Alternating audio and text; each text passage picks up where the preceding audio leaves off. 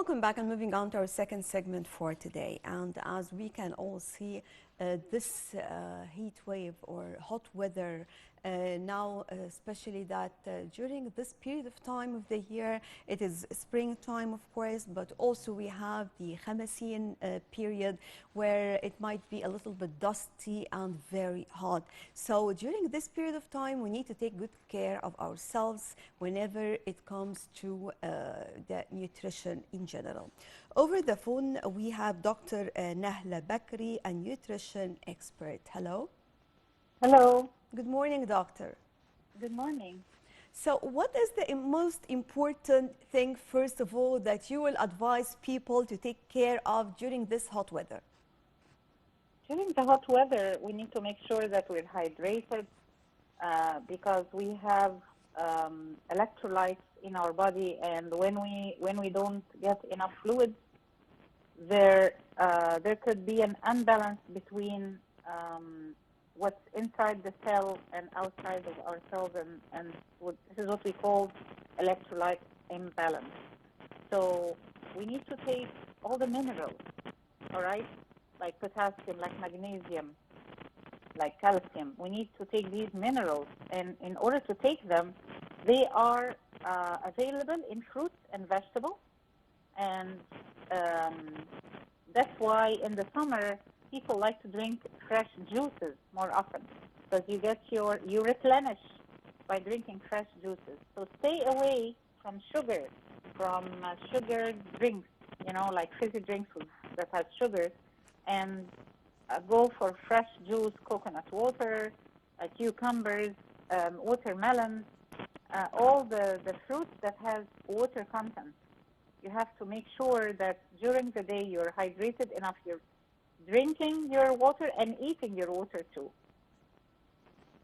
Well, if we're talking about dehydration in particular, and still regardless of all these means or kinds of awareness, still there are a lot of people really who are not drinking water at all. How do you see the side effect of this, and how can they deal, for example, with more kinds of food that contain anything that can compensate this lack of liquidity? In Egypt, we don't drink a lot of water because people in the streets, they don't find toilets very available. So they try to say, okay, we're not going to drink water, so I do not need to use the toilet. This is the phenomenon that I see. This is the problem that I see. But the thing is that when you don't drink water, you get dehydrated. And it starts by getting a headache, you feel dizzy, and then it can actually affect your heart if with older people and very small babies. Dehydration is a serious issue. And this is why we should always have the rehydrant, the mahlul al-jafaf, the rehydrant, powder that we mix with water. We need to always have this with us readily, because when we feel dehydrated, we immediately add it to water and drink it, because this replenishes our body with the minerals that we need, you see? So it is not a joke. We have to drink 3 liters of water in the summer and minimum of 2 liters, which means 6 small bottles, 6. I know people, they only drink only 1 bottle a day. 1 bottle, the half liter, 600 milliliters. They only drink 1 bottle a day. You need to drink 6 of those. So in order to drink those, I recommend adding flavor to it. Like I like to add lemon, cucumbers, ginger. Sometimes I slice an orange and put it inside my water. It gives it a nice flavor, And so just try to flavor your water with fruits and vegetables, what we call detox water. It will make you drink more. And carry a thermos with you. Put your water in a thermos so it stays cool. Sometimes they transfer this habit to the kids as well. So now children are at school also, and of course it is very hot. They are moving more, they have more energy. So of course this will affect them in a different way. Absolutely.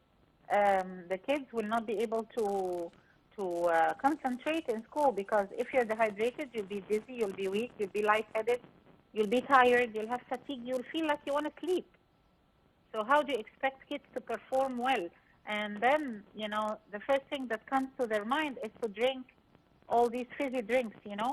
We need to always give the kids a thermos of water, cool water, that has maybe a lemon slice in it, and fresh juice, freshly squeezed juice, not the cans. I don't like things and they are not fresh.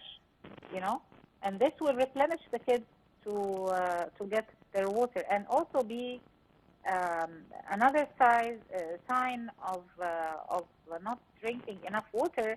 It will make you crave sugar, because when you don't drink enough water, you will feel hungry and you feel you want to eat sugar, because your body is telling you, just eat anything to hydrate me. So a lot of people with sugar cravings, they come to me and I tell them, because your sugar, blood sugar becomes very concentrated. The water in your blood is 90%. Your blood is 90% water. So what happens when you don't drink? The concentration of sugar is increased, right? Right. And that will make you crave more sugar. And as you go along, you'll get heavier and you'll keep eating sugar stuff, which is not healthy for you, and you'll fall into diabetes and all sorts of problems that start from not drinking enough water. You see? Well, doctor, talking about the lunch box, do you think lunch box for our kids must change during this hot weather? Yes, that's a very good question. The kids' lunch box should be divided into 4 compartments. Okay? The fruits are very important, and then you have the protein, and the protein could be cheese, could be yogurt, could be nuts, could be peanut butter, okay? And then you have a sandwich, the quarter in a sandwich, and then the last quarter would be vegetables, cut up vegetables, cherry tomatoes, carrots, cucumbers, things that are non-perishable. They can sustain the heat and the whole day. So when you think of it this way, your lunchbox should be in 4 quarters. A quarter a sandwich, a quarter vegetables, a quarter fruit, and a quarter some nuts and cheese and stuff like this. The kids will have the whole day, and if the kids like chocolate, they can put dark chocolate, pure dark chocolate in it, okay? Plus, of course, they should have a thermos of water with them in school. This should be more than enough to give them the minerals and the vitamins they need for the whole day. What about the portions? Do you think portions also must decrease in general, whether I'm talking about children or adults, when it comes to such a heat wave? If you just follow your body's signals, like, you will feel like more and more you want to eat fruits, fresh fruits in the summer, like watermelons and mangoes, and because naturally these fruits provide you with water, like the water content in watermelon is almost 80 or 90%. And the mangoes, they provide you with the vitamin C and A and enzymes, and they have properties to prevent the effect of heat internally and externally. That means if you do a mango mask on your face, if you have heat stroke, for instance, and you eat the mangoes, you're cured. And if you put the mango on your face, it will protect you from the effect of the sun. So whatever fruits we have in the summer, and vegetables, they are the most important things that we think about. Then the other stuff, the carbohydrates and the proteins, they should be eaten in a much smaller portion.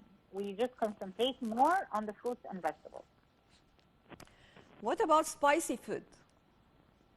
Spicy foods are very good for your body. They increase your metabolism and they flush the toxins from the body. The capsicum that's in the cayenne pepper, in the chili pepper, okay, or in just black pepper, and it's so healthy, unless you have hemorrhoids and you have certain colon problems. But if you're normal, this is it's very healthy for you to